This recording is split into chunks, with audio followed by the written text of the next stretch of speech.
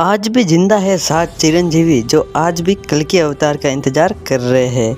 और क्या कल्कि अवतार के जन्म लेने से ही ये 7 चिरंजीवी भी सबके सामने आ जाएंगे? और ये 7 चिरंजीवी आज कहाँ पर रहते हैं, तो इस वीडियो में सब कुछ जानेंगे। तो इस वीडियो को अंत तक जरूर देखिएगा। तो दोस्तों, वीडियो में आगे बढ़ने से पहले अभी तक आपने हमारे चैनल को सब्सक्राइब नहीं किया तो प्लीज सब्सक्राइब जरूर करें और बेल आइकन ऑल पर जरूर दबाएं। हमारे धर्म ग्रंथों में 7 चिरंजीवियों का नाम आता है। हम में से अधिकतर लोग जानते हैं कि वह 7 चिरंजीवी जिंदा है।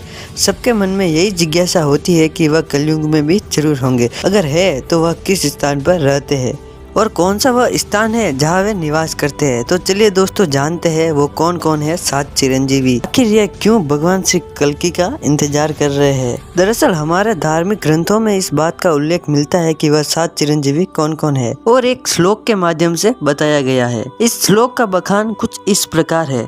अश्वत्थामा बलि व्यासो हनुमान सच विभीषणम कृपम परशुरामश्च सप्ते चिरंजीवनी। की शुरुआत की 2 पंक्तियों के अनुसार अश्वत्थामा, बलि, व्यास, हनुमान जी, विभीषण, कृपाचार्य और परशुराम जी, इन 7 चिरंजीवियों के बारे में विस्तार से बताया गया है। तो चलिए दोस्तों, जानते हैं विस्तार से वो कौन कौन थे 7 चिरंजीवी। सबसे पहले है परशुराम जी। एक समय क्रोध से भरे उनके पिता ऋषि जगदम्नि ने परशुराम जी से उनकी माता का वध करने को कहा। तो परशुराम जी ने फरसा लेकर उसी समय माता का मस्तक काट डाला। उसी समय उनके पिता का क्रोध तो शांत हो गया और उन्हें कुछ भी मांगने को कहा।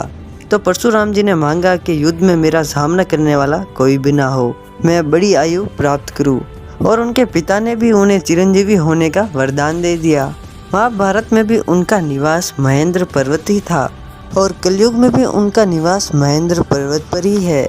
भगवान विष्णु के 10वें अवतार यानी कि श्री कल्कि अवतार के अवतरित होते ही वह उनके गुरु के रूप में उपस्थित होंगे। और भगवान परशुराम कहाँ रहते हैं? महेंद्र पर्वत पर। और वह कब नजर आएंगे? जब भगवान कल्कि का अवतार होगा तब। अगले है राजा बलि।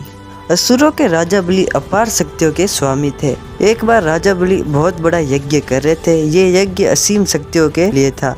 राजा बलि अब भी पाताल के सूतल लोक में निवास करते हैं और कलयुग के अंत में भी वह इसी लोक में रहेंगे और आने वाले अवतार जो कि भगवान विष्णु के अवतार कल्कि अवतार का साथ देंगे। अगले है हनुमान जी।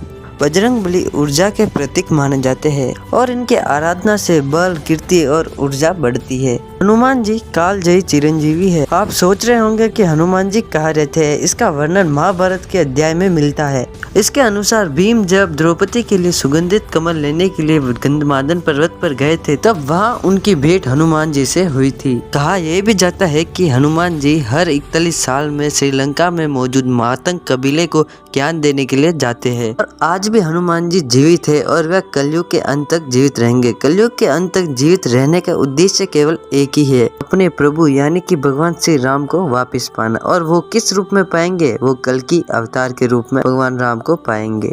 अगले है विभीषण। विभीषण रावण के छोटे भाई थे और अपने भाई के ही विरुद्ध जाकर उन्होंने भगवान श्री राम का साथ दिया था। उन्हें वहां नैतिकता और धार्मिकता बनाए रखने के लिए और दुनिया भर के लोगों के लिए धर्म का मार्गदर्शन करने के लिए उन्हें कलयुग के अंत तक जीवित रहने का वरदान मिला था। उनके रामायण काल के बाद भी जीवित होने का प्रमाण हमें महाभारत काल में मिलता है। युधिष्ठिर के राशि यज्ञ के दौरान सहदेव विभीषण से मिले थे और विभीषण ने सहदेव को उपहार भी दिए थे। और यह बात तो निश्चित है कि वह द्वापर युग में जीवित है तो यह कलयुग में भी जीवित होंगे। लेकिन वो कहाँ रहते हैं इसके बारे में कोई जानकारी नहीं। लेकिन हाँ, उनके जीवित रहने का भी सिर्फ एक ही उद्देश्य है, ताकि वह धर्म का मार्गदर्शन कर सके और भगवान श्री कल्कि अवतार का साथ दे सके। अगले है अश्वत्थामा। महाभारत काल के गुरु द्रोण के बेटे अश्वत्थामा को भगवान श्री कृष्ण से श्राप मिला था कि वे कलयुग तक धरती पर ही भटकेंगे।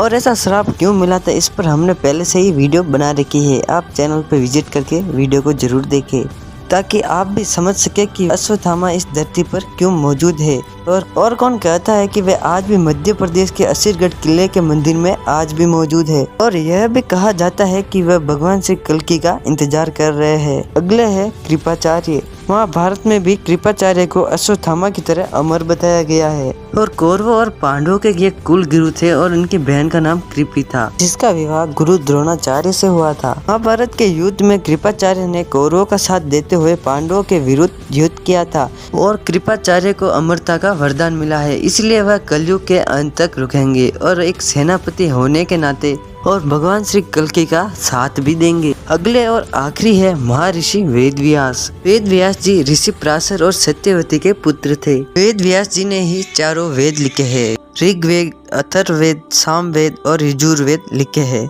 इन्होंने ही 18 पुराणों की रचना भी की है। यानी कि देखा जाए तो ये हमारे लेखक है, यानी कि वह कलयुग के अंत तक जीवित रहेंगे, सिर्फ और सिर्फ इसीलिए ताकि भगवान श्री कल्कि के आने पर उनके जीवन के बारे में विस्तार से लिख सके कि उन्होंने किस तरह कलि पुरुष का अंत किया और उनका साथ देने कौन कौन आया था। इस पर आपका क्या विचार है कमेंट बॉक्स में हमें जरूर बताएं और इस वीडियो को एक लाइक जरूर करें और चैनल को सब्सक्राइब करके वीडियो को ज़्यादा से ज़्यादा शेयर करें। अगर आपको भी आज के बाद कोई पूछे कि कौन है वह 7 चिरंजीवी तो उनके नाम जरूर लीजिएगा और हमारे वीडियो का लिंक भी जरूर शेयर कीजिएगा। उनके नाम है, पहले है हनुमान जी, दूसरे है परशुराम जी, तीसरे है राजा बलि, चौथे है अश्वत्थामा, पांचवे है वेद व्यास जी, छठे है कृपाचार्य और सातवें है विभीषण। तो दोस्तों वीडियो को लाइक जरूर करें और चैनल को सब्सक्राइब करके बेल आइकन ऑल पर जरूर दबाएं। तो दोस्तों मिलते हैं अगले वीडियो में, तब तक के लिए देखते रहिए विभिन्न ज्ञान की मिस्ट्री द ट्रेवल हिस्ट्री।